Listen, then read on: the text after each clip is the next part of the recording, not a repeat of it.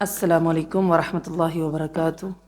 نحمده ونصلي على رسوله الكريم اما بعد اعوذ بالله السميع العليم من الشيطان الرجيم من همزه ونفخه ونفسه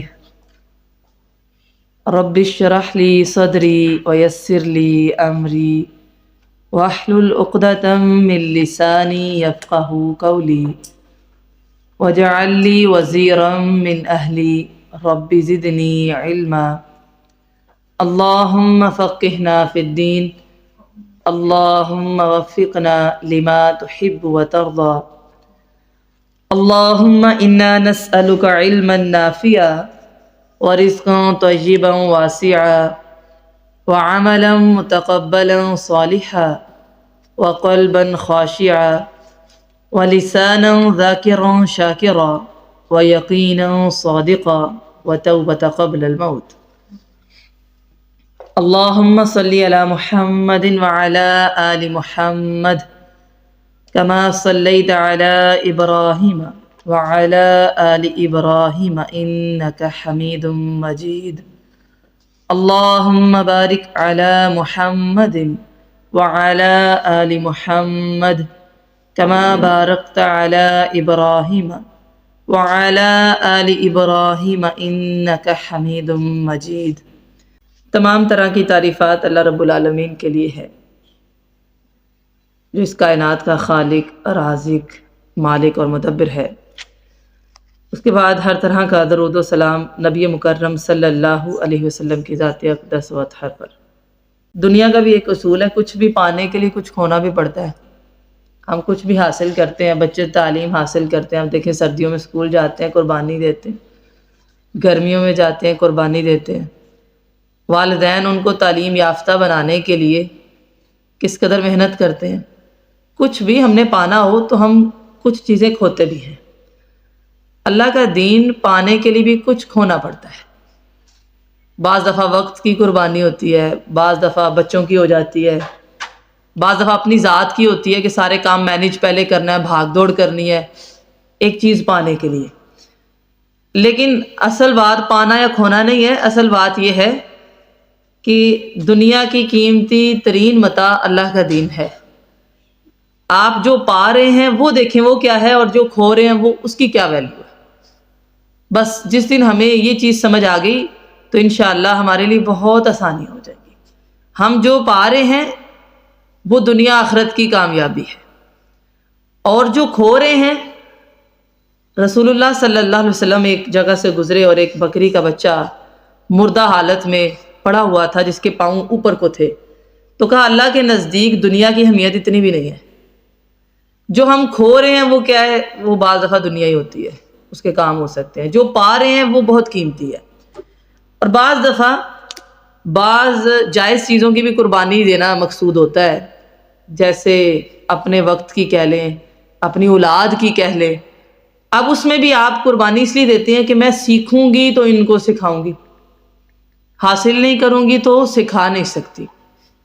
لہٰذا محدثین کے بارے میں پڑھیں تو یہ سمجھ آتی ہے کہ ان کی جو مائیں تھیں وہ بچوں کی پیدائش کے بعد، یعنی پہلے اتنا دین سیکھ لیا ہوتا تھا، کئی سال تک کسی گھر ملنے نہیں جاتی تھی، جس نے آنا آ کے ملے، تاکہ ہم اپنے بچوں کو بہترین اب دین دے سکیں، اور جب بچے 10-15 سال کے ہو جاتے تھے پھر بہترین استاد ڈھونڈتی تھی ان کے لیے، ٹھیک ہے۔ لہٰذا ہمارے اندر کمی یہ ہے کہ پہلے سے ہمیں آتا نہیں ہوتا، ہم دیں گے کیا؟ اور اس کے بعد یہ ہے کہ صرف اپنے تک محدود نہیں رکھنا، اپنی اولاد کو بہترین استاد دینا بہت ضروری ہے۔ ماحول ملتا ہے، صحبت ملتی ہے تو ان کی زندگیاں بدلتی ہیں۔ لہٰذا یہ یاد رکھیے جب بھی آپ قربانی دیتے ہیں تو ہم نے بہت قیمتی چیز کے لیے قربانی دی ہے، بہت حقیر چیز کی۔ بس اللہ کا احسان ہے، یہ اللہ تعالیٰ کی طرف سے توفیق ہوتی ہے کہ اللہ تعالیٰ چن لے اور ہمیں قرآن اور حدیث کے علم کے لیے جمع کر لے۔ باقی حدیث کی اہمیت کیا ہے یہ میں اس سے پہلے بتا چکی ہوں۔ یہ علم کی کمی ہے کہ احادیث کا علم لوگ حاصل نہیں کرنا چاہتے، اور بڑا نقصان یہ ہے کہ جب تک وہ حاصل نہیں ہوتا قرآن مجید کی بھی وہ سمجھ نہیں آتی جو آنی چاہیے، اور تب تک فرقہ واریت بھی ختم نہیں ہو سکتی۔ اللہ تعالی ہمیں اس کے لیے چن لے اور ہم سے یہ عمل قبول فرمائے۔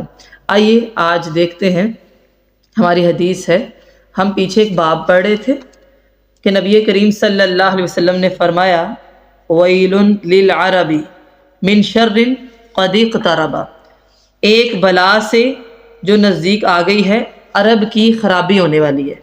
مراد یاجوج ماجوج ہے، پچھلی کلاس اسی پر تھی، اسی سے منسلک ایک اور حدیث ہے، وہ دیکھتے ہیں۔ عن اسامۃ بن زید قال، حضرت اسامہ بن زید رضی اللہ تعالیٰ عنہ وہ بیان کرتے ہیں، اشرف النبی صلی اللہ علیہ وسلم علی اتم من آطام المدینہ، کہ نبی کریم علیہ السلام مدینہ کے جو محل تھے ان میں سے ایک محل پر چڑھے، یعنی مکانوں کے اوپر۔ فقالا، تو آپ صلی اللہ علیہ وسلم نے فرمایا، هل ترون ما ارا، میں جو کچھ دیکھتا ہوں تم بھی دیکھتے ہو، یعنی لوگوں سے پوچھا۔ صحابہ کرام نے کہا قالو، یعنی انہوں نے کہا لا، نہیں ہم نہیں دیکھ رہے جو آپ دیکھ رہے ہیں۔ تو رسول اللہ صلی اللہ علیہ وسلم نے فرمایا قال فإنی لا ارى الفتن تقع خلال بیوتکم کوقع المطر، میں فتنوں کو دیکھ رہا ہوں کہ وہ بارش کے قطروں کی طرح تمہارے گھروں کے اندر داخل ہو رہے ہیں۔ چلیے اب یہ جو حدیث ہے اس کو آغاز سے سمجھتے ہیں۔ سب سے پہلے اس میں ایک راوی کا ذکر ہے، حضرت اسامہ بن زید رضی اللہ تعالیٰ عنہ۔ حضرت اسامہ رضی اللہ تعالیٰ عنہ حضرت زید کے بیٹے تھے، اور حضرت زید کون تھے؟ آپ صلی اللہ علیہ وسلم کے بڑے محبوب غلام، ٹھیک ہے۔ اس قدر محبت تھی، اس قدر کہ عربوں میں مشہور ہو چکا تھا یہ زید بن محمد ہے۔ جب اللہ تعالیٰ نے حکم نازل کیا کہ ولدیت جو ہے وہی رہے گی جو والد ہے، منہ بولا بیٹا ہے، لے پالک ہے، تو ایسا نہیں ہوگا کہ وہ ولدیت کو بدل لے، تو پھر دوبارہ سے حضرت زید بن حارثہ وہ معروف ہو گئے، تو یہ جنگ کی وجہ سے نا غلام بن کے آ گئے تھے۔ تو وہ راوی ہیں اور وہ کہتے ہیں کہ آپ صلی اللہ علیہ وسلم ایک مکان کے اوپر نا، مکانوں میں سے ان کے چھت پر چڑھ گئے اور کہا کہ میں جو دیکھتا ہوں، ہل ترون ما ارا، جو مجھے نظر آ رہا ہے تمہیں آ رہا ہے؟ تو لوگوں نے کہا نہیں۔ یہاں سے ایک چیز سمجھ آتی ہے، یہ آپ صلی اللہ علیہ وسلم کا معجزہ تھا۔ انبیاء کے معجزات ہوتے ہیں کہ اللہ تعالیٰ ان کو جو سنانا چاہے، جو بتانا چاہے اور جتنا دکھانا چاہے وہ دکھا سکتا ہے، بتا بھی سکتا ہے۔ مثال کے طور پر غیب کا علم اللہ کے پاس ہے، لیکن جتنا اللہ تعالیٰ چاہے اس میں سے انبیاء کو مطلع کر سکتا ہے، اطلاع دے سکتا ہے۔ جیسے آپ صلی اللہ علیہ وسلم کو یہودیوں نے بلایا، ایک دعوت دی، اور دیوار کے نیچے نبی کریم علیہ السلام موجود تھے، تو اللہ تعالیٰ نے وحی نازل کی، جبرائیل امین آئے اور بتایا کہ یہود یہاں سے پلان کر رہے ہیں، منصوبہ بنا رہے ہیں کہ اوپر دیوار سے آپ کے اوپر پتھر پھینکیں گے، تو آپ یہاں سے چلے جائیے، ٹھیک۔ اور جب اللہ نے چاہا غیب سے مطلع نہیں کیا، اطلاع نہیں دی۔ مثلا ایک شخص آیا، منافق تھا، اس نے ویسے اسلام قبول کر لیا ہوا تھا، تو کہا ہمارے علاقے میں کچھ لوگوں کی ضرورت ہے جو دعوت دیں، تو آپ صلی اللہ علیہ وسلم نے ان کے ساتھ صحابہ کرام جو قرہ کرام تھے، حفاظ تھے، علماء تھے، ان کو روانہ کر دیا کہ وہ جائیں اور جا کے دعوت کا کام کریں۔ لیکن وہ بندہ منافق تھا۔ اب اللہ تعالیٰ نے غیب کی اطلاع اس وقت نہیں دی، اب یہ اللہ کی حکمت ہے، ٹھیک ہے۔ وہ چلے گئے اور وہاں جا کے ان صحابہ کرام کو شہید کر دیا گیا۔ جب آپ صلی اللہ علیہ وسلم کو اطلاع ملی، انتہائی غم کا سامنا ہوا، اور 1 مہینہ تک کفار کے لیے بد دعا کی، جسے قنوت نازلہ کہا جاتا ہے نماز میں، حتیٰ کہ اللہ تعالیٰ نے پھر حکم نازل کر دیا اور پھر چھوڑی۔ یعنی غیب کا علم اللہ کے پاس ہے، جتنا اللہ تعالیٰ چاہے وہ عطا کر دیتا ہے، ٹھیک ہے، جتنا چاہے بتا دیتا ہے، سنوا دیتا ہے اور دکھا دیتا ہے۔ تو رسول اللہ صلی اللہ علیہ وسلم نے جب پوچھا ہل ترون ما ارا قالوا لا، یہ جو لا ہے یہ بتاتا ہے کہ لوگوں کو وہ نظر نہیں آ رہا تھا۔ کس کو نظر آ رہا تھا؟ آپ صلی اللہ علیہ وسلم کو۔ کہا اچھا میں فتنوں کو دیکھ رہا ہوں، الفتن، چونکہ ہم کتاب الفتن ہی پڑھ رہے ہیں، ٹھیک ہے، یعنی زیادہ فتنے دیکھ رہا ہوں اس طرح کہ وہ تمہارے گھروں میں داخل ہو رہے ہیں جیسے بارش کے قطرے داخل ہوتے ہیں. ٹھیک، ابھی ایک مثال دے دی. بارش کے قطرے داخل ہوتے ہیں، کیسے داخل ہوتے ہیں؟ نمبر 1، کثرت سے. بارش، اس کے قطرے بہت کثیر تعداد میں ہوتے ہیں، 1 2 3 تھوڑی ہوتے ہیں. فتنے بھی کثرت سے داخل ہوں گے، یعنی ایک فتنہ نہیں ہوگا، کئی فتنے ہوں گے کثیر تعداد میں. اسی کو تو الفتن کہا جاتا ہے. ایک ہو تو ہم کہتے ہیں چلو اس کا مقابلہ کر لیتے ہیں، 2 3 10 20 سینکڑوں میں ہو جائیں تو انسان کو سمجھ نہیں آتی کہ وہ کس کا پہلے مقابلہ کرے، کس کو دیکھے، کیا کرے. تو بارش جب آتی ہے نا تو آپ اس کو گن نہیں سکتے کدھر کدھر آ رہی ہے، کثیر تعداد میں ہوتی ہے. کبھی آپ نے دیکھا ہو وہ باریک باریک قطرے ہوتے ہیں اور ایک دم سے ساری گلی گلی ہو جاتی ہے. تو سب سے پہلے بارش کے قطروں کی جو مثال ہے وہ کیوں ہے کہ فتنے بھی اسی طرح کثرت میں ہوں گے، کثیر تعداد ہوگی ان کی. ٹھیک ہے. دوسرا، بارش میں ایک تواتر اور تسلسل پایا جاتا ہے. اللہ تعالیٰ نے یہ طریقہ نہیں رکھا کہ آسمان کھل جائے اور ایک ٹب جو ہے وہ پانی کا گر جائے اوپر سے، ایسا نہیں ہے نا.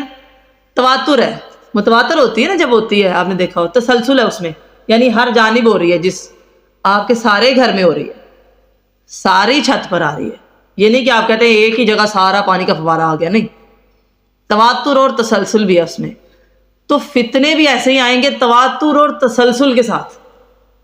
اچھا دیکھیں نا، ایک آ جائے اور اس کے بعد کوئی فتنہ نہ ہو تو آپ اس کے بعد اتنا سیکھ جاتے ہیں کہ مینٹلی اسٹرانگ ہو جاتے ہیں اور تیار ہو جاتے ہیں اس کا مقابلہ کروں. جب وہ تواتر کے ساتھ آئیں گے، تسلسل کے ساتھ آئیں گے تو انسان اس وقت بڑا کمزور ہو جاتا ہے، یعنی مقابلہ نہیں کر سکتا. ٹھیک ہے. اچھا، تیسری چیز یہ کہ بارش جب ہوتی ہے، ایک تو اس میں کثرت ہے، دوسرا اس میں تواتر اور تسلسل ہے، اور تیسرا پانی جب گرتا ہے نا وہ پھیلاؤ کرتا ہے. آپ نے دیکھا ہو، یعنی ایک ہی جگہ نہیں گرتا، بلکہ بعض دفعہ میں نے دیکھا ہے کہ دیوار کی یہ سائڈ ہوتی ہے، بارش ہو رہی ہے، وہ سائڈ بھی ساری گیلی ہوتی ہے.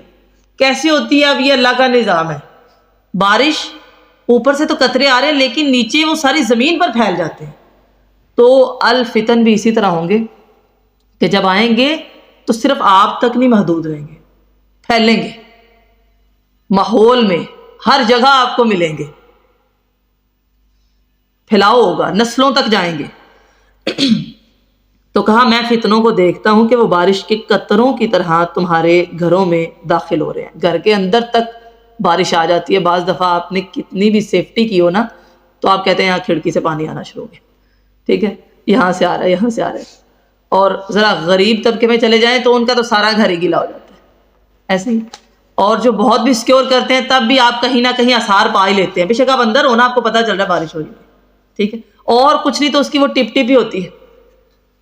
لہٰذا فتنے بھی اسی طرح رونما ہوں گے کہ انسان گھر کے اندر جا کے ایک کونے میں ہوگا نا تو فتنے وہاں تک پہنچے ہوں گے اس تک. اچھا، اس کی کئی کیا سرائیاں کی جا سکتی ہیں اس میں. جو ہمیں حالیہ بہت بڑا فتنہ نظر آتا ہے وہ سوشل میڈیا کی صورت میں نظر آتا ہے. ٹھیک ہے، جب یہ حدیث آئی ہوگی نا کہ گھروں میں داخل ہونے والا تو بندہ سوچتا ہوگا گھر کا دروازہ بند کر لو، میں تو امن میں آ گیا. جیسے وہ فتح مکہ میں آپ صلی اللہ علیہ وسلم نے فرمایا جس نے اپنے گھر کا دروازہ بند کر لیا وہ امان پا گیا. لیکن آپ یقین مانیے گھر کا دروازہ بند کرنے پر آپ کو امان کوئی نہیں ہے. پہلے ایسا معاشرہ تھا کہ ہم کہتے تھے کہ جو خراب ہوتا ہے نا وہ ان کی بچیاں چھتوں پہ آ جاتی ہیں، جو کھڑکیوں میں ہوتی ہیں، دروازوں میں نظر آتی ہیں. اب ہر گھر کی بچی نظر ہی نہیں آتی کہ وہ گھر میں ہے یا نہیں، لیکن وہ اندر ہے، کس حال میں ہے. یہ فتنہ اندر تک، وہ بستر میں ہے، وہ کمبل کے اندر ہے، کسی نے سوچا بھی نہیں ہے، لیکن وہ وہاں سے بیٹھ کے ساری دنیا کی برائی بھی دیکھ سکتے ہیں.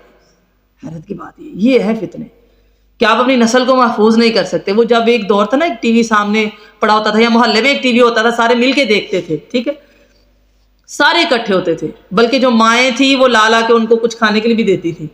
پھر تھوڑا سا اپ گریڈ ہو گیا سسٹم، تو ذرا سی کوئی بری چیز آنا شروع ہو گئی تو ادھر ادھر دیکھ لیتے تھے. ٹھیک ہے، لیکن اب تو یہ حالت ہو گئی ہے کہ اب صرف بوڑھے ہی بیٹھے ہوتے ہیں مل کے دیکھنے کے لیے. ہر ایک الگ جگہ پر ہے، الگ کمرے میں ہے. بلکہ میں نے دیکھا ہے نوجوان بچے بچیوں کو، کہ بچوں کو خاص طور پہ لڑکوں کو، کہ وہ کسی سڑک کے کونے پہ بیٹھے ہوتے ہیں یا کسی اچھے سے ہوٹل میں بیٹھے ہوتے ہیں اور بڑے محب ہوتے ہیں موبائل میں. بندہ دیکھ کے حیرت میں مبتلا ہوتا ہے کہ کیا دیکھ رہے ہیں. یعنی دنیا کی ایسی ایسی چیز وہ دیکھ رہے ہیں. اور یہ دیکھیے کتنا بڑا فتنہ ہے کہ کبھی آپ سوچیں گے کہ آپ نے کسی کے بارے میں یہ سنا ہو کہ وہ زنا کرتے ہوئے دیکھتا ہے. پہلے دور میں آپ چلے جائیں تو آپ بولیں گے کون ہے. دیکھیے شریعت نے کہا کہ زانی مرد ہے زانی عورت ہے, شادی شدہ نہیں ہے تو اس کی سزا یہ ہے, شادی شدہ ہے تو یہ سزا ہے. لیکن طریقہ کار یہ ہے جو اس پہ الزام لگائے گا نا وہ گواہ لے کر آئے, اور گواہ وہ ہو جس نے زنا کرتے ہوئے دیکھا ہو. جب یہ ہم نے پڑھا تو بڑی حیرت ہوئی کہ مطلب کون ہے جو کرتے ہوئے جا کے دیکھے. اب اتنے گواہ پہلے لے کے آؤ کہ یہ کر رہے ہیں, آ کے دیکھو, گواہی دو تاکہ حد قذف نہ لگے. ٹھیک ہے. اور اسی طرح ایک صحابی آئے, انہوں نے کہا کہ میں نے اپنی بیوی کو برائی کرتے دیکھا ہے, تو کیا میری غیرت یہ گوارا کرتی ہے کہ میں اپنی بیوی کے لیے بھی 4 گواہ لاؤں اور وہ لا کے مطلب دکھاؤں کہ میری بیوی یہ کر رہی ہے تب حد لگے گی. تو آپ صلی اللہ علیہ وسلم خاموش ہو گئے. اللہ تعالیٰ نے لیان کا حکم نازل کر دیا کہ میاں بیوی کا معاملہ ہوگا نا تو وہاں پہ قانون لیان چلے گا. ٹھیک ہے. تو اس وقت جب ہم نے بھی پڑھا تو ذہن میں آتا تھا کون ہے جو جا کے یہ والی برائی دیکھے گا یا کوئی دکھائے گا. لیکن اب وہ ٹائم آ گیا ہے کہ یہ دکھائی بھی جا سکتی ہے, دیکھی بھی جا سکتی ہے, اور ایک صرف بٹن پریس کرنے کی دیر.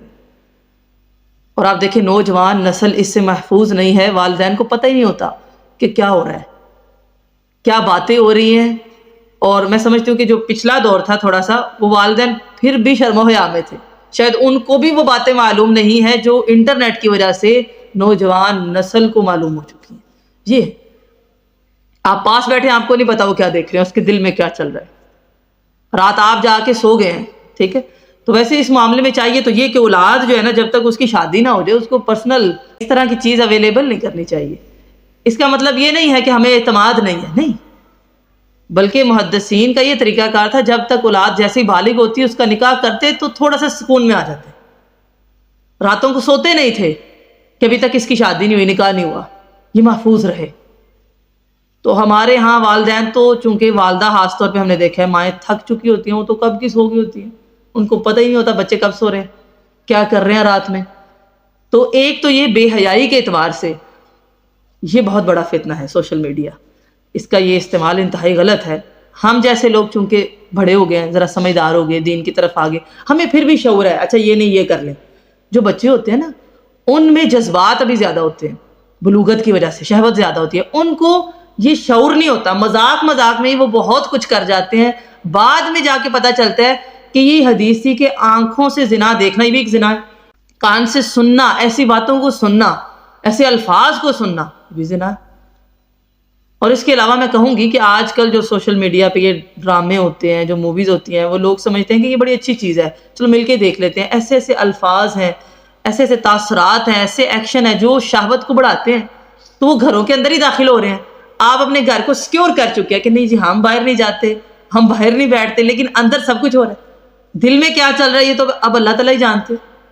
کہ آنکھ بھی زنا کرتی ہے, کان بھی, زبان بھی, حتیٰ کہ شرمگاہ اس کی تصدیق یا تکذیب کرتی. لہٰذا یہ ایک بڑی اہم چیز ہے کہ آج کل کے دور میں پتہ چلتا ہے کہ اس حدیث کے مصداق یہ والے فتنے, انٹرنیٹ کے ذریعے ہر چیز کا اویلیبل ہو جانا. بعض دفعہ آپ نکالتے نہیں ہیں, آپ اچھی چیز نکال رہے ہوتے ہیں, ساتھ میں کیا کچھ نکل رہا ہوتا ہے, وہ ایک نظر کافی ہوتی ہے. اور جو نکال لے, دیکھیں نا انگریز نے کیا کیا, ہماری مسلمان قوم کو کس سائڈ پہ لگا دیا. جو چیز شاید ہم ساری زندگی نہ دیکھ سکتے, تصور نہ کر سکتے, وہ آرام سے دیکھنے کو مل جاتی ہے. ایک تو بے حیائی اور فحاشی. اور بعض دفعہ لوگ سمجھتے ہیں کہ یہ صرف کوارے بچوں کے لیے غلط ہے. نہیں بھائی, یہ شادی شدہ جوڑوں کے لیے بھی غلط ہے. آپ بوڑھے ہو گئے تب بھی غلط ہے. جو غلط ہے وہ غلط ہی ہے, ہم بھی نہیں کر سکتے. وہ یہ موبائل ایک ایسی چیز ہے نا آج کل, وہ جو بس اوپر کرتے چلے جاتے ہیں, تو یہ ہمارا ذہن وہ دوڑا رہے ہیں, ہمیں پاگل کر رہے ہیں. ایسے ہی ہے نا, کئی کئی گھنٹے انسان کے اسی پہ لگ جاتے ہیں. تو وہ ذہن میں آپ یہ سمجھتی ہوں کہ آج کل جو عوام ہے نا, اس کا ذہن اس قابل نہیں رہا کہ وہ صحیح معنوں میں دین حاصل کر سکے, کیونکہ ان کے دماغوں میں بہت کچھ اور آ چکا ہے. مطلب ان کو وہ صحیح باتیں سمجھ میں نہیں آتی, ان کو مشکل لگتی ہیں. صحیح دین اب عوام لے ہی نہیں سکتی, کیونکہ انہوں نے علماء کو خود روک دیا. وہ کہتے ہیں ہمیں نہیں سمجھ آ رہی, ہمیں تو کوئی اور ہی زبان سمجھ آتی ہے. جتنا آپ اپنے بچے کو پاکیزہ ماحول میں رکھیں گے نا, اس کا شرح صدر ہوگا, اس کو صحیح دین سمجھ آئے گا. دین بہت اچھا ہے، ہدایت ہے، کمال ہے، لیکن آپ کو نہیں نا مل رہی، آپ کو کوئی فائدہ نہیں، چاہے آپ کے پاس موجود ہے، لیکن اگر آپ کو مل رہی ہے اس کی ایک بات بھی آپ کے دل کو جا کے لگنی ہے۔ اب وہ دل پاک صاف نہیں ہے۔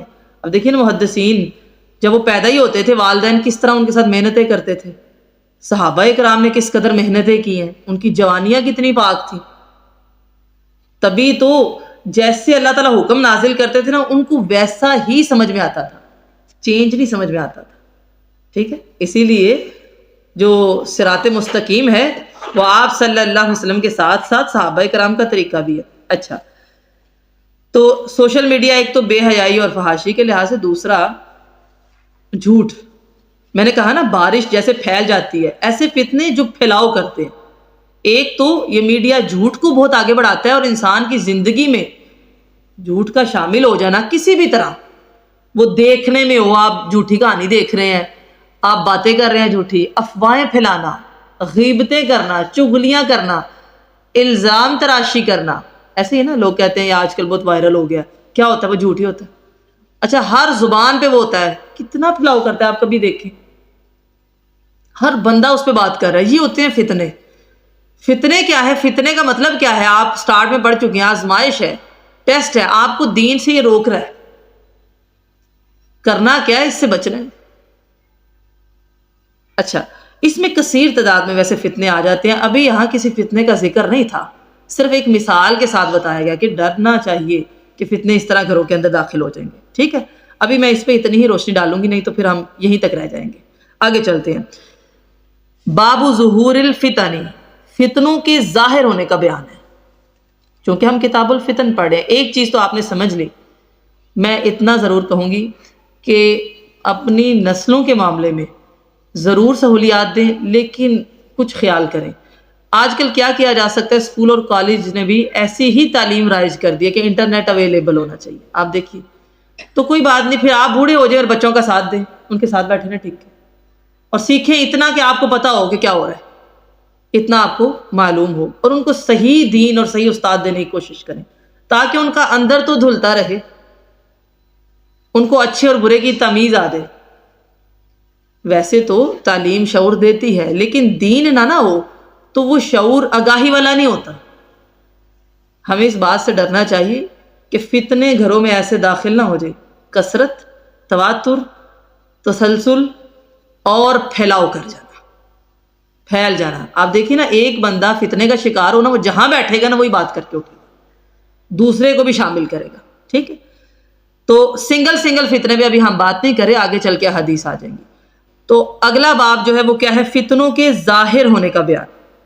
یہ کیا ہے؟ ان ابی ہریرہ عن النبی صلی اللہ علیہ وسلم قال، حضرت ابو ہریرہ سے روایت ہے کہ نبی کریم صلی اللہ علیہ وسلم نے فرمایا، یتقارب الزمان، زمانہ قریب ہوتا چلا جائے گا، وینقص العمل، اور عمل کم ہوتا چلا جائے گا۔ اب دیکھیے فتنے آ گئے نا۔ اچھا، اسی طرح وَيُلْقَى الشُّحُّ، اور شح یعنی لالچ دلوں میں ڈال دی جائے گی، دل کے اندر گھر کر جائے گی۔ وَتَظْهَرُ الْفِتَنُ، اور فتنے ظاہر ہونے لگیں گے۔ وَيَكْثُرُ الْحَرْجُ، اور حرج کی کثرت ہو جائے گی۔ قالوا، لوگوں نے کہا، یا رسول اللہ، اللہ کے رسول صلی اللہ علیہ وسلم، ایمہ، یہ حرج کیا چیز ہے؟ تو آپ صلی اللہ علیہ وسلم نے فرمایا، القتل، القتل، یعنی قتل کرنا، قتل کرنا۔ یہ حدیث کیا ہے؟ حضرت ابو ہریرہ رضی اللہ تعالیٰ عنہ اس کے راوی ہیں۔ اباہر، یہ ان کی کنیت تھی۔ اس کا معنی کیا ہے؟ بلیوں کے باپ۔ نام ان کا تھا عبد الرحمن بن سحر۔ لوگ اکثر کہتے ہیں کہ ہم بلی پالتے ہیں، اجر کا کام ہے، کیونکہ صحابہ کرام بھی بلیاں رکھتے تھے۔ ویسے بلی ایک پاک جانور ہے، جیسے کتے کے بارے میں آتا ہے کہ جس گھر میں کتا موجود ہو وہاں رحمت کے فرشتے داخل نہیں ہوتے، یا تصویر موجود ہو۔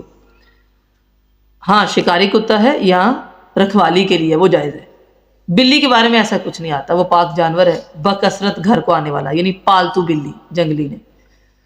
لیکن اس کا یہ ہرگز مطلب نہیں کہ یہ سنت ہے، صحابہ کرام کے پاس ایسا کوئی فارغ ٹائم نہیں تھا، نہ وہ ایسی چیزوں پر ٹائم لگاتے تھے کہ بلیاں پالیں. لوگوں نے ایسے شوق رکھے ہوتے ہیں نا، جہاں آ کے بیٹھنا بڑی بڑی بلی ہوتی ہے پاس، جی بڑی محبت ہے ہمارے ساتھ سوتی ہے رہتی ہے. یہ کوئی سنت نہیں ہے، ٹھیک ہے. اچھا اب یہ کنیت کیسے بنی؟ نبی کریم صلی اللہ علیہ وسلم صحابہ کرام کو کسی ایکشن میں دیکھتے تو محبت سے پکار دیتے. جیسے حضرت علی کو ایک دن دیکھا، وہ ناراض ہو کے گھر سے آئے تھے اور آ کے نا مسجد نبوی کے صحن میں مٹی پہ لیٹ گئے. تو آپ صلی اللہ علیہ وسلم آئے، کہا یا ابا تراب، اے مٹی کے باپ. کنیت بن گئی ان کی، ٹھیک ہے. تو ایک مرتبہ دیکھا کہ بلی حضرت ابو ہریرہ کے پاس موجود تھی تو ان کو ابو ہریرہ کہہ دیا. اس کا مطلب یہ نہیں کہ بلیاں پالنا یہ صحابہ کرام کی سنت ہے، ایسا کچھ بھی نہیں ہے، ٹھیک ہے. ایسے ذوق شوق، ظاہری بات ہے ذوق شوق کو تو آپ ٹائم دیتے ہیں. جس کو یہ پتا ہو کہ میرا حساب ہونا ہے وہ اپنا ٹائم ضائع نہیں کرتا. حضرت ابو ذر رضی اللہ تعالیٰ عنہ کے بارے میں آتا ہے نا کہ وہ کہتے تھے کاش میں درخت ہوتا، میں کاٹ دیا جاتا لیکن مجھ سے حساب نہ ہوتا. تو اگر ہمیں یہ معلوم ہونا کہ آخرت کس قدر اہم ہے تو ہم دین کا حلیہ کبھی ایسا نہ بگاڑیں. اکثر لوگوں کو میں دیکھا نا کہتے ہیں یہ سنت ہے اس لیے بلیاں پالی ہوئی ہیں، جی شوق ہے ہمیں، ٹھیک ہے. ایسے ذوق شوق نہیں، اچھے اچھے ذوق شوق ہونے چاہیے، ٹھیک. حضرت ابو ہریرہ روایت کرتے ہیں کہ رسول اللہ صلی اللہ علیہ وسلم نے فرمایا، اچھا قیامت کے قریب فتنوں کے ظہور کی بات ہو رہی ہے. فتنے جب ظاہر ہوں گے اس میں ایک چیز کیا ہے؟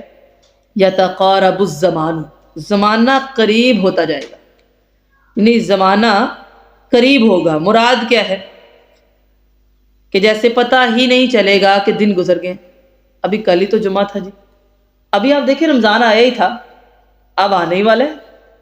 ایسا لگتا ہے نا پچھلے رمضان میں کیا ہماری کاوشیں تھیں، دوڑیں تھیں، ٹھیک ہے. دورہ قرآن کر رہے ہیں، تراویح پڑھ رہے ہیں، روزے رکھ رہے ہیں، ایسا لگتا ہے کہ رمضان ابھی کی بات ہے. اب تو بس آ گیا، وقت تیزی سے گزرے گا. ایسے ہی ہے جیسے پہلے تو لگتا تھا وقت میں برکت ہے، اب ایسا محسوس نہیں ہوتا.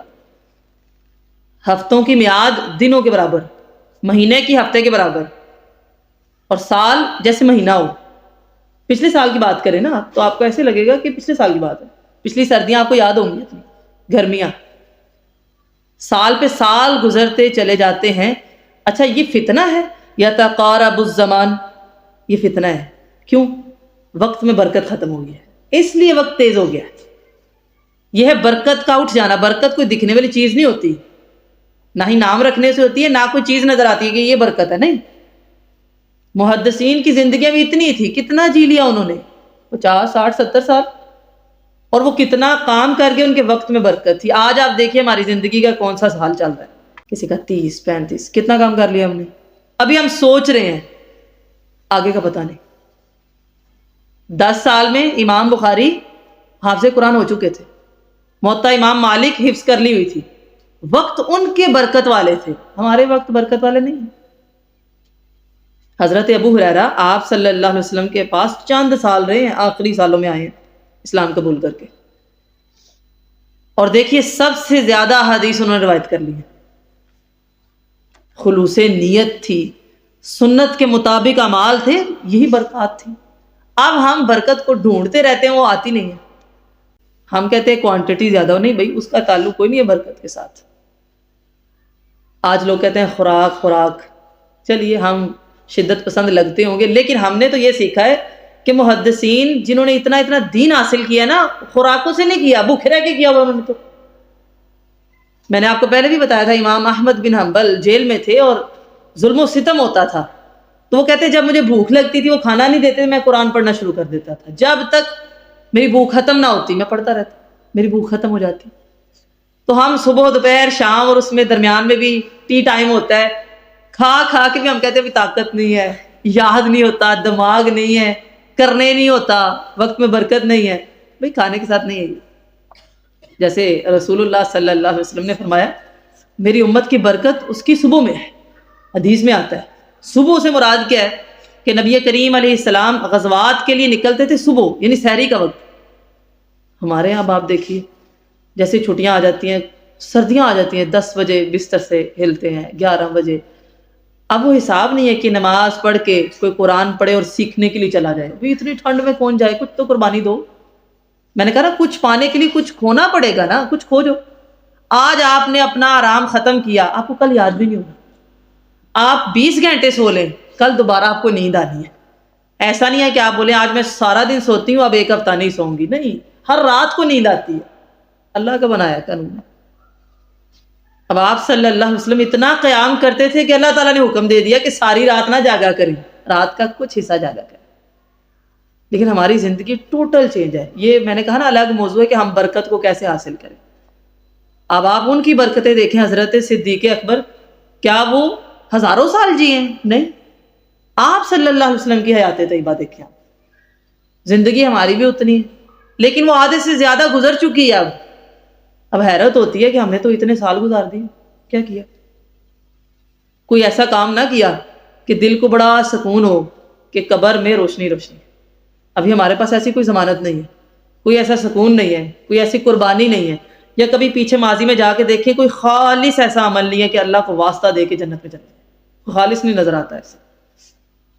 اب فرائض ہیں، وہ واسطہ دینے والی چیز نہیں ہے، وہ تو کرنا ہے، آپ نے نماز پڑھنی روزے رکھنے ہیں، زکوٰۃ دینی ہے، حج کرنا ہے، عقیدہ توحید ہوگا تو مسلمان ہو۔ اس سے اوپر کی بات کرو، کچھ اور زیادہ حاصل کیا ہو، تو آپ دیکھیں گے کہ زندگی کی روٹین ایسی سیٹ ہو چکی ہے کہ بندے کو سمجھ نہیں آتی وہ برکت کہاں سے لائے۔ بڑی مشکل سے ہم تھوڑا سا ٹائم نکال پاتے ہیں۔ ہاں اتنا ضرور سمجھ آتا ہے کہ صحابہ کرام کی زندگیاں بہت بابرکت تھی، بہت بابرکت تھی۔ آپ دیکھیے حضرت ابو ہریرہ کا جب نام آتا ہے، ہم حدیث پڑھتے ہیں، اجر تو ان کو جاتا ہے۔ کامیاب بندہ وہ ہے کہ اس زندگی میں اس نے وہ کام کر دیا ہو کہ آخرت اس کی سنور جائے، ایک لمبی زندگی سنور جائے۔ ٹھیک، یتقارب الزمان، سب سے پہلے زمانہ قریب ہوتا جائے گا، یعنی لوگ غفلت میں پڑ جائیں گے، عیش و عشرت میں پڑ جائیں گے۔ ان کا ایک سال ایسا گزرے گا جیسے ایک مہینہ، ایک مہینہ ایسے جیسے ایک ہفتہ ایسے کہ ایک دن، اور دن اور رات تو برابر ہو جائیں گے، 24 گھنٹے کا پتہ ہی نہیں چلنا گزر کے، یا پھر دن رات چھوٹے ہو جائیں گے۔ یہ قیامت کی ایک نشانی ہے کہ شر اور فساد بھی نزدیک اسی طرح آنے ہیں نا۔ دیکھیے اموات ہوتی ہیں، حادثات ہوتے ہیں، پریشانیاں آتی ہیں، جب زلزلے آتے ہیں، جب وہ آفت آتی ہے لوگوں کو بھول جاتا ہے کہ پیچھے ہم نے کتنی عیش کی ہوئی ہے، ایسے لگتا ہے بس ہوش ہی سنبھالا تو زلزلہ آ گیا، دنیا سے چلے گئے۔ ایسا ہی ہے نا، شر نے اور فساد نے قریب آنا ہوتا ہے، دولتیں اور حکومتیں بدلنی ہوتی ہیں، عروج اور زوال ہونا ہوتا ہے، بچپن سے جوانی اور جوانی سے بڑھاپا اور بڑھاپے سے موت آنی ہوتی ہے، مٹنا ہوتا ہے، عمریں چھوٹی ہو جاتی ہیں، عمریں بھی چھوٹی ہو جاتی ہیں۔ آج کل 50-55 میں بہت سارے لوگ چلے جاتے ہیں دنیا سے۔ آپ نے کبھی دیکھا ہو، بندہ سوچتا ہے کہ ابھی تو انہوں نے کچھ سوچا ہی نہیں تھا کہ ہم نے مرنا بھی ہے، ابھی تو آگے کی پلاننگ تھی اور وہ دنیا سے چلے بھی گئے۔ ضروری نہیں کہ بندہ بوڑھا ہو کے ہی جائے، اور زمانے میں سے برکت جو ہے نا وہ جاتی رہے۔ جو کام پہلے لوگ ایک مہینے میں کر لیتے تھے نا، آج ہمارے سے وہ ایک سال میں بھی پورا نہیں ہو رہا۔ مثلا 6 مہینے میں قرآن حفظ کر لیتے تھے، 10 سال کی عمر میں قرآن سینے میں تھا، ہمیں ساری زندگی لگ رہی ہے ابھی تک نہیں آ رہا، کیا کریں؟ برکت نہیں ہے جی۔ ٹھیک ہے، لہٰذا یہ ایک فتنہ ہے۔ ٹھیک ہے، اب اس پہ میں نے بات نہیں کر رہی کہ برکت کیسے حاصل کریں گے، پھر یہ ایک الگ موضوع ہو جائے گا۔ ہاں یہ ضرور ہے کہ ایک فتنہ ہے، اور پھر وَيَنْقُصُ الْعَمَلُ، یہ بھی فتنہ ہے کہ عمل کم ہو جائے گا۔ آج آپ دیکھیے سوشل میڈیا کا دور ہے، ہر وقت آپ کو ہر چیز علم کی مل جاتی ہے، ہر بندہ آپ کو ایک بات کہتے ہوئے نظر آتا ہے، مجھے سب پتہ ہے، بھی ہمیں بھی پتہ ہے، بنیادی چیزیں تو سبھی کو پتہ ہے، لیکن علم کی روح بالکل نہیں ہے، بلکہ عمل تو ہے ہی نہیں، عمل نہیں ہے۔ یہ بہت بڑا فتنہ ہے۔ صحابہ کرام بعض دفعہ تلاوت کے لیے تو قرآن ایک ہفتے میں پڑھ لیتے تھے، اور تدبر کی بات جب آتی تھی نا تو ان کو کئی 8 سال لگ جاتے سورۃ البقرہ مکمل کرنے میں۔ ایک آیت پڑھ کے پہلے عمل کرتے، ایک آیت آج کی یاد کی، عمل کرنا، آگے نہیں چلنا۔ اب ہم بہت کچھ ہمیں معلوم ہوتا ہے، جتنا بنیادی بھی معلوم ہوتا ہے نا ہم وہ بھی حاصل نہیں، عمل نہیں کرتے اس پہ۔ اچھا اس میں بھی نا افراط و تفریط ہے۔ بعض لوگ کہتے ہیں کہ اسی لیے ہم حاصل ہی نہیں کرتے، وہ کہتے ہیں جتنا ہمیں آتا ہے نا بس اسی پہ عمل کر لیں، اتنا کافی ہے۔ آپ نے کبھی دیکھا ہوگا، اکثر لوگ آپ کو یہ کہتے ہوئے نظر آئیں گے کہ وہ فلاں دیکھو اتنا سیکھ رہا ہے، عمل تو اس میں ہے ہی نہیں۔ تو ایک یہ بات بھی ہماری غلط ہے، کیونکہ سننے سے اور سیکھتے رہنے سے اللہ تعالیٰ دل کو ضرور بدلتا ہے. ٹھیک. دوسری بات یہاں بھی غلطی ہے، جو لوگ صرف سیکھتے ہیں عمل نہیں کرتے، یہ بھی غلط ہے. ان کو چاہیے کہ وہ عمل کریں. قرآن تو آیا ہی زندگی بدلنے کے لیے، تو قیامت کے نزدیک عمل کم ہوتا چلا جائے گا. اب وہ کیوں کم ہوتا چلا جائے گا یہ آگے چل کے انشاءاللہ ہم پڑھیں گے. ہاں یہ فتنہ ہے، یہ آپ نے نوٹ کر لینا. اگلی چیز کیا ہے؟ وَيُلْقَى الشُّحُّ، اور شح دلوں کے اندر ڈال دیا جائے گا، یعنی جیسے کہنے نا فطرت میں ہی رکھ دیا جائے گا. اب یہ شح کیا ہے؟ ایک ہوتا ہے بخل سے زیادہ ہوتا ہے شح. بخل کسے کہتے ہیں؟ کنجوسی کو کنجوس ہونا. بخل اور شح میں بھی نا فرق ہوتا ہے. بخل آپ سمجھتے ہیں کنجوسی ہے، دل کا چھوٹا ہونا، دل کھلا نہیں ہے. ٹھیک ہے. الشح کہتے ہیں یہ بخل سے اوپر کا درجہ ہوتا ہے. بندہ حریص ہے، لالچ بھی رکھتا ہے. اچھا یہ بخل سے اوپر کا درجہ ہے. بخل کیا ہے؟ بس کنجوسی. ٹھیک ہے. بندے کا دل ذرا تنگ ہے. بخل کی بھی کئی اقسام ہوتی ہیں. بعض دفعہ وہ اپنے معاملے میں تنگ ہوتا ہے، بعض دفعہ وہ اپنے معاملات میں ٹھیک ہوتا ہے. اللہ تعالیٰ کی راہ میں دینے سے اس کا دل جو ہے وہ تنگ ہو جاتا ہے، یا دوسروں پر خرچ کرنے کے والے سے تنگ ہوتا ہے، وہ ایک الگ چیز ہے. جو شح ہے نا وہ بخل سے اوپر کا درجہ رکھتا ہے. اس میں صرف کنجوسی نہیں پائی جاتی، اس میں حریص ہونا پایا جاتا ہے. لالچ جس کو آپ کہتے ہیں، حرص کا ہونا، حریص ہونا کہ میرے پاس زیادہ ہو اور رہے بھی ہمیشہ، کم نہ ہو جائے.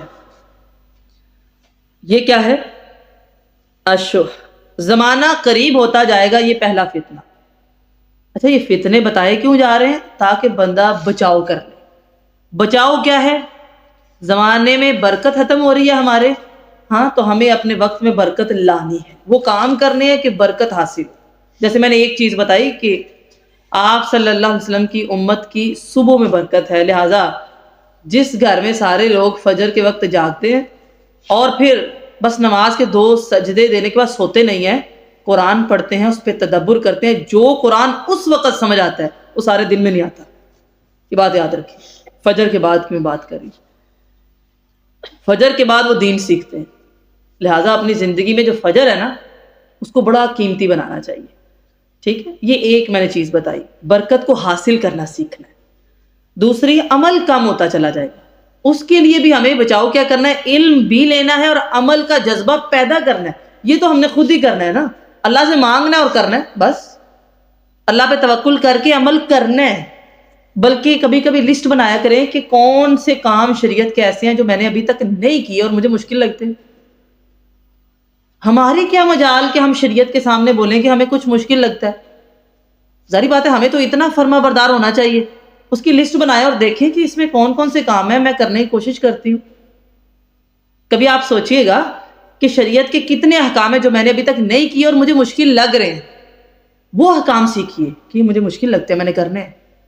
کم از کم ہماری کوشش تو دیکھی جائے. ٹھیک ہے. تیسری چیز کہ لالچ دلوں کے اندر ڈال دیا جائے. شوف اب اس کا حل کیا ہے؟ بخل کا متضاد. عربی کا ایک اصول ہے، کسی بھی آپ نے تعریف کو سمجھنا ہونا تو اس کا متضاد دیکھتے ہیں پہلے. ٹھیک ہے. بات سمجھ رہے ہیں کہ نہیں؟ شح کیا ہے؟ آپ کو دیکھنا پڑے گا اس کے متضاد کون ہے. اس کے متضاد ہے انفاق. جو انسان کے دل میں سے شح کا خاتمہ کرتا ہے وہ ہے انفاق. نافع کا کہتے ہیں اس سرنگ کو کہ جس میں ایک طرف سے آپ کو چیز ڈالیں اور دوسری طرف سے نکل کے باہر چلی جائے. انفاق کہتے ہیں خرچ کرنا. وَمِمَّا رَزَقْنَاهُمْ يُنْفِقُونَ. یہ وہ ہے. قرآن مجید میں اس کے مختلف الفاظ آئے ہیں. ہمارے معاشرے میں بھی لوگ مختلف الفاظ استعمال کرتے ہیں. اس کی شرح میں نہیں جاؤں گی. لوگ صدقہ بھی کہتے ہیں، خیرات کہتے ہیں، زکوٰۃ ہے فرضی، انفاق فی سبیل اللہ، قرض حسنہ کہتے ہیں. ٹھیک ہے. تو یہ سارے الگ الگ ہیں اور بعض دفعہ لوگ اس کی وجہ سے پریشان بھی بڑا ہو جاتے ہیں. ان کو لگتا ہے کہ خیرات پتہ نہیں عجیب سی چیز ہے، صدقہ پتہ نہیں بڑی عجیب چیز ہے. ٹھیک ہے. تو کبھی موقع ملا تو انشاءاللہ سمجھاؤں گی کہ یہ سب کیا ہے. ٹھیک ہے. بہرحال ہم ابھی بات کر رہے ہیں شح کو ختم کرنے کا طریقہ. جیسے وقت میں برکت لانے کا طریقہ کیا ہے کہ صبح کو اٹھا جائے، اپنی صبح کو بابرکت بنایا جائے، اپنے بچوں کو عادی بنایا جائے. جس بندے نے اللہ کی رضا کے لیے اپنا گرم بستر چھوڑا ہے وہ انشاءاللہ اللہ کی رحمت کا مستحق ہوگا. ٹھیک ہے. اسی طرح عمل کم ہو رہا ہے، صحیح علم لینا. انشاءاللہ آگے چل کے آپ پڑھیں گے قیامت کے نزدیک یہ بھی ایک فتنہ ہوگا کہ علماء اٹھا لیے جائیں گے، علم صحیح اٹھ جائے گا اور جاہل علماء بن کے بیٹھ جائیں گے. صحیح علم کا لینا اور عمل کرنا، یہ اس کا حل ہے. تیسری چیز، جب شح دل میں داخل ہو جائے اس کو نکالنے کا طریقہ اللہ نے انفاق میں رکھا ہے. بخل، کنجوسی اور حرص ختم، یعنی خرچ کرنا. ٹھیک. ابھی ہم اس کی اوورال بات کریں گے، جتنے بھی الفاظ استعمال کریں معنی تو یہی ہے نا، خرچ کرو. ٹھیک. قرآن مجید میں اس کا متعدد مقامات پر ذکر آیا ہے کہ خرچ کرنا چاہیے. احادیث میں بھی اس کا کثیر تعداد میں ذکر آتا ہے. لیکن ہم نے دیکھا کہ ہمارا معاشرہ اس معاملے میں بہت پیچھے ہے. لوگ سمجھتے ہیں کہ وہ خرچ کرتے ہیں، لیکن نہ تو ان کا طریقہ درست ہے، نہ وہ اتنا خرچ کرتے ہیں جتنا کرنا چاہیے. نہیں تو ہمارا ملک غریب نہ رہے.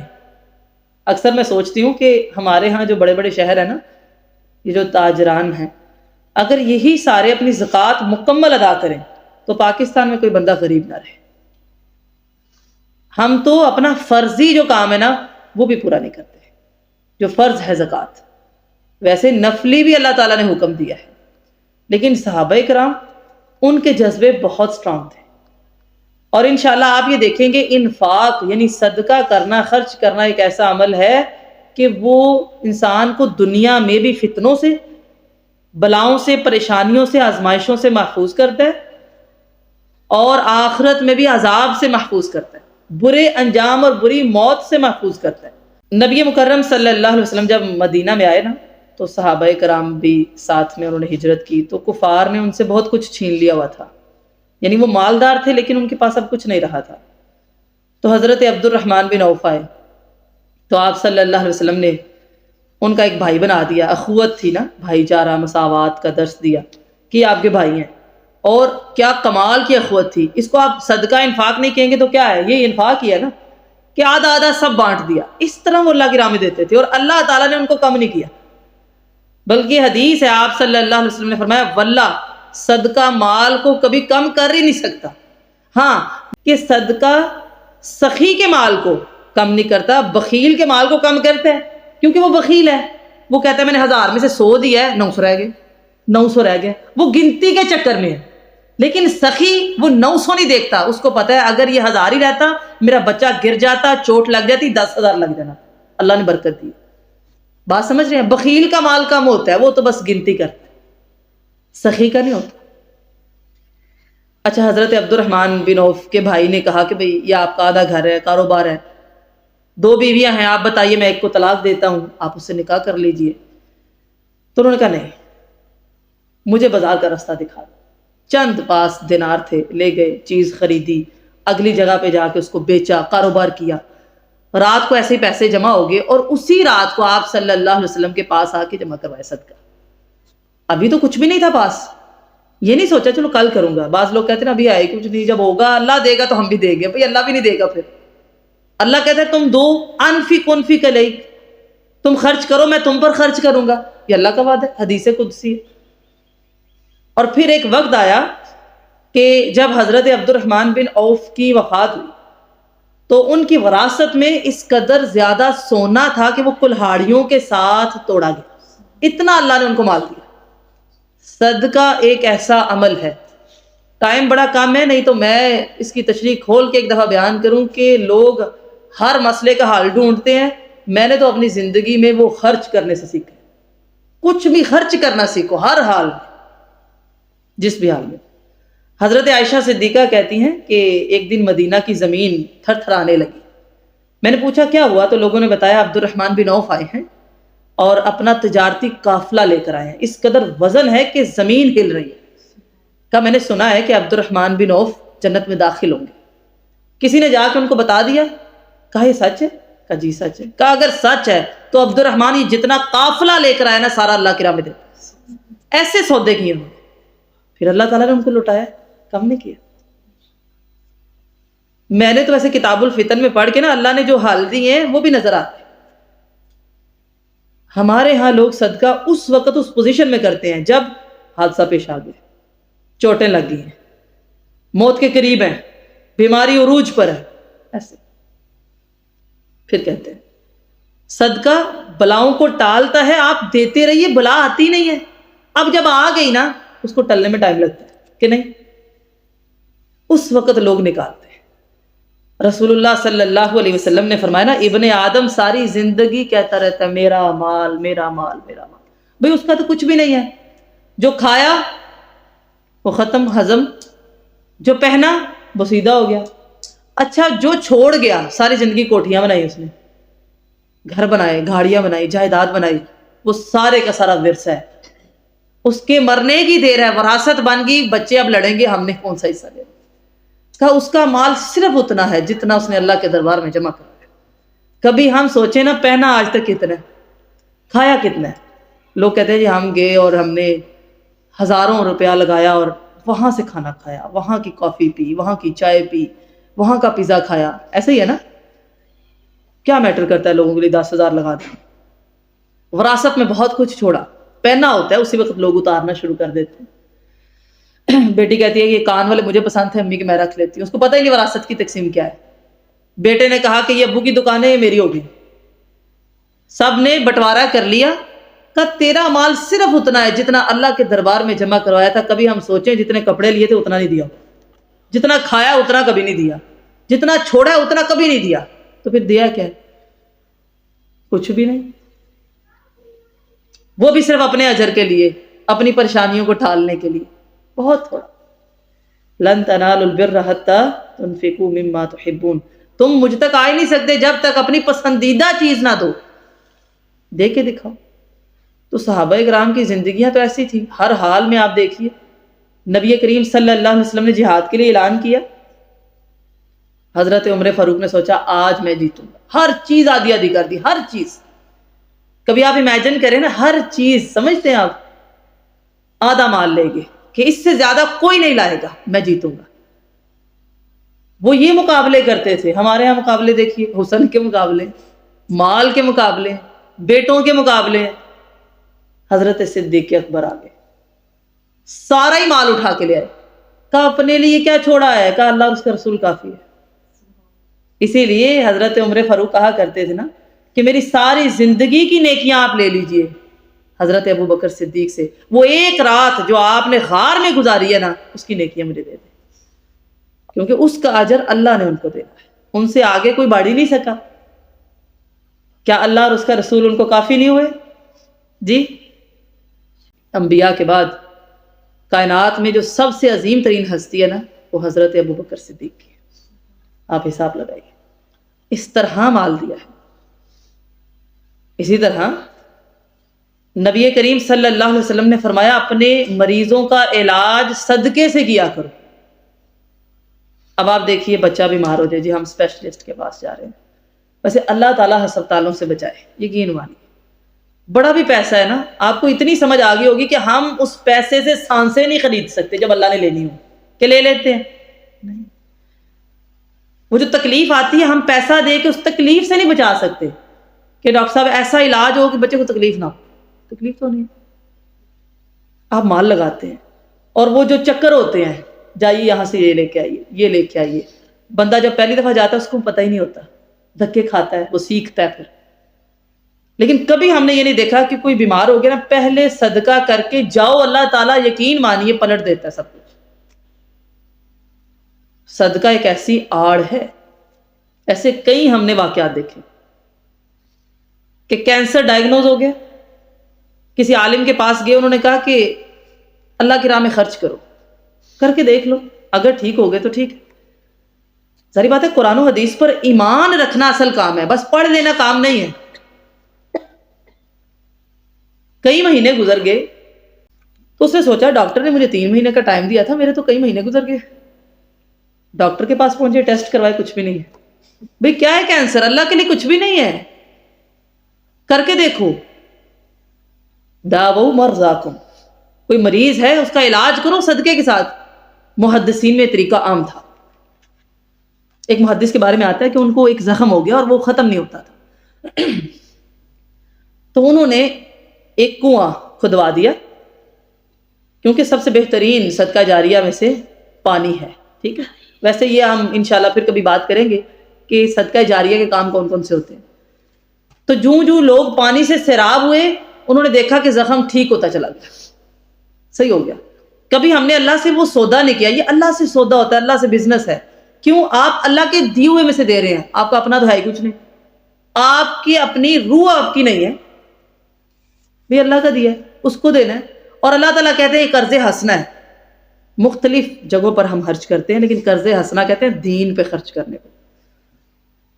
اب اس کا مطلب کیا ہے کہ اللہ تعالیٰ اس کو قرض قرار دے رہے ہیں اور اس کو واپس لوٹائیں گے. اور جس کو اللہ واپس لوٹائے اس کو کبھی کمی آ سکتی ہے؟ نہیں آ سکتی. رسول اللہ صلی اللہ علیہ وسلم نے فرمایا نا، آگ سے بچو، چاہے کھجور کا ایک ٹکڑا دو. صحابہ کرام کے پاس کچھ نہیں تھا، وہ ایک ٹکڑا دے دیتے تھے، لیکن دیتے ضرور تھے. جب آپ اللہ کی راہ میں کچھ دیتے ہیں تو اللہ تعالیٰ ایسے ہی نہیں اس کو قرض حسنہ قرار دیتے. اللہ پر قرض ہے. رسول اللہ صلی اللہ علیہ وسلم نے فرمایا، مسند احمد کی روایت ہے، جب ایک بندہ صدقہ کرتا ہے، اللہ کی راہ میں دیتا ہے، چاہے وہ ایک کھجور دے، لیکن اس کی نیت بڑی خالص ہے، اچھا اللہ تعالیٰ اس کو پالتا ہے. قیامت کے دن وہ پہاڑ کے برابر ہوگا اور بندہ کہے گا اللہ میری تو استطاعت ہی نہیں تھی، یہ کہاں سے آیا؟ تو اللہ کہیں گے تو نے وہ کھجور دی تھی نا، میں نے پالا ہے، آج پہاڑ کی طرح بن گئی. لہذا اللہ کرے کہ اللہ تعالیٰ ہمیں ایسا صدقہ کرنے کی توفیق عطا فرمائے. ہمارے ہاں لوگ جب ڈھول بج رہے ہوتے ہیں ناچنے کے لیے اور گا رہے ہوتے ہیں تو وہ پیسے لے کے آتے ہیں نا بینک سے، بڑے اچھے اچھے، تو وہ لوٹاتے ہیں. ٹھیک، جو باہر سے آ جائے وہ کہتے ہیں ہم دوسری کرنسی جو ہے نا وہ لوٹائیں گے. لیکن اگر اللہ کی راہ میں ہو بالکل اس چیز کا ہم خیال نہیں کرتے کہ نیت بھی اچھی ہو، طریقہ بھی اچھا ہو. بلکہ آپ صلی اللہ علیہ وسلم نے فرمایا قیامت کے دن اللہ تعالیٰ جن 7 لوگوں کو عرش کا سایہ نصیب کرے گا، جب کوئی اور سایہ نہیں ہوگا، ان میں سے ایک وہ ہے ایک ہاتھ سے دے دوسرے کو پتہ نہ چلے. اور ایسے لوگ ہم نے دیکھے، یقین مان. اور پھر دیکھا ہے کہ اللہ تعالیٰ ان کی نسلوں پر اس کے اثرات نازل کرتا ہے. شح تب پیدا ہوتا ہے جب انسان انفاق کرنا چھوڑتا ہے، پھر اس کو ہرس ہو جاتی ہے. وہ کہتے ہیں نا جیسے اس کو وسوسہ ہو جاتا ہے کہ میرے پاس سے چلا نہ جائے. لیکن اللہ کرے کہ ہم اس حقیقت کو آشنا کر دیں لوگوں پر کہ کفن کو کوئی جیب نہیں ہوتی، جاتے سارے خالی، چاہے وہ بادشاہ ہے یا فقیر ہے، جانا اس نے مٹی میں ہی ہے. آپ گدے ڈالیں تب بھی، پتھر لگا دے تب بھی، ہے تو مٹی میں، اور وہ لے کے کچھ نہیں جاتا. اور اسی لیے قرآن مجید میں اللہ تعالیٰ فرماتے ہیں نا، اللہ اکبر، کہ جب موت آ جاتی ہے اور انسان کی اس ہڈی تک پہنچ جاتی ہے، ہنسلی تک آ جاتی ہے، تو لوگ اس وقت کہتے ہیں کسی دم درود کرنے والے کو بلاؤ تاکہ اس کی ذرا جان نکل جائے، اس وقت اس کی حالت بڑی خراب ہے، پنڈلی کے ساتھ پنڈلی لگ گئی ہے. اس بندے کو پتہ چل جاتا ہے کہ میں نے اللہ کے پاس جانا ہے. ٹھیک، تو اس کا قصور کیا ہے؟ نہ اس نے صدقہ کیا نہ اس نے نماز پڑھی، یہ قصور ہوتا ہے اس کا.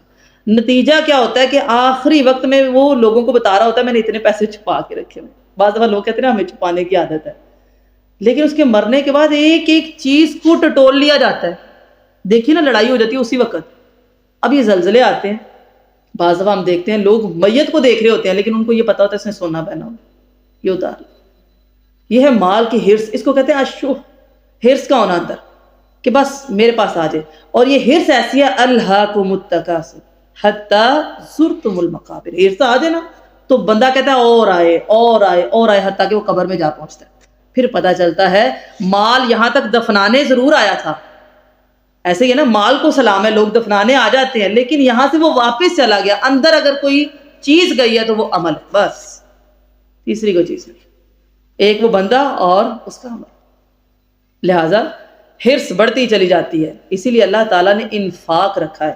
ہمارے ہاں لوگ اگر زکوٰۃ بھی دیتے ہیں تو یہ طریقہ کار بڑا غلط ہے. ہو سکتا ہے آپ اس سے اتفاق کریں، رمضان جب آتا ہے تو سینکڑوں راشن کے وہ پیکٹ بنواتے ہیں اور سینکڑوں لوگوں کو دیتے ہیں. یہ کوئی طریقہ درست نہیں. فرضی زکوٰۃ کا طریقہ یہ ہے کہ زکوٰۃ اس طرح دی جائے کہ آئندہ وہ بندہ مانگنے والا نہ رہے. طریقہ یہ ہے کہ پیشہ ورانہ ان کو نہ بنایا جائے. لہٰذا یہ اگر الگ موضوع ہے کہ ہم صدقہ کس طرح کریں، کہاں کہاں کریں، کس صدقے کا زیادہ اجر ہے، کون سا صدقہ جاریہ ہے. ہاں خرچ ضرور اپنی اپنی جہاں جہاں استطاعت ہے کرنا چاہیے تاکہ انسان کے اندر سے شح ختم ہو جائے، ہرس ختم ہو جائے، اور ہمیشہ بیٹھے ہوئے ہوں تو سوچیں کہ میری جو پسندیدہ چیز ہے نا میں نے وہ دے. اس سے کیا ہوتا ہے؟ دنیا داری ختم ہوتی ہے. دنیا کی محبت ختم ہوتی ہے. آج بھی یاد رکھیے گا، ہماری وفات ہو جائے ابھی اسی ٹائم پہ ہماری پسندیدہ چیزیں دوسروں کے پاس جائیں گی، تو ہم اللہ کی راہ میں اپنے ہاتھوں سے دے دیں. جس بھی استطاعت کے مالک ہیں دینا سیکھنا ہے. زمانہ قریب ہوتا جائے گا اور عمل کم ہوتا جائے گا اور لالچ دلوں میں ڈال دی جائے گی، اور یہ وہ ٹائم ہے کہ فتنے ظاہر ہوں گے. اب بندہ کمزور ہو گیا، کوئی آڑ نہیں ہے، کوئی سیکیورٹی نہیں ہے، اور پھر حرج کی کثرت ہوگی. حرج کیا ہے؟ قتل. دیکھیے مال کی خاطر بھی آپ نے دیکھا لوگ کس طرح مارتے ہیں دوسروں کو.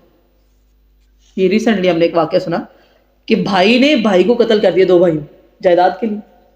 آپ سنتے ہیں تو آپ کہتے ہیں یہ کیسے ہو سکتا ہے؟ بھئی ہو سکتا ہے نا، جب شوق بڑھ جائے، حرص بڑھ جائے. اپنا حصہ ہے لیکن وہ کہتا ہے اور ملے اور ملے، میں اپنی اولاد کے لیے جمع کروں. وہ اولاد جس کو شاید پیچھے سے جنازہ بھی پڑھنا تھا، وہ یورپ چلا جائے اور بولے کہ ٹھیک ہے باپ کی قبر ادھر ہے، بس ٹھیک ہے اتنی دعا کافی ہے، کوئی اور آ کے کر دے.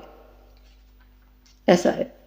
اسی لیے رسول اللہ صلی اللہ علیہ وسلم نے فرمایا کہ جو بندہ ایک بلشت بار، بلشت اس کو کہتے ہیں، اتنی زمین پر قبضہ کرے نا، اتنی زمین پر، ٹھیک ہے، قیامت کے دن 7 زمینوں کا توق اس کے گلے میں پہنایا جائے گا. لہذا حرص نہیں کرنی.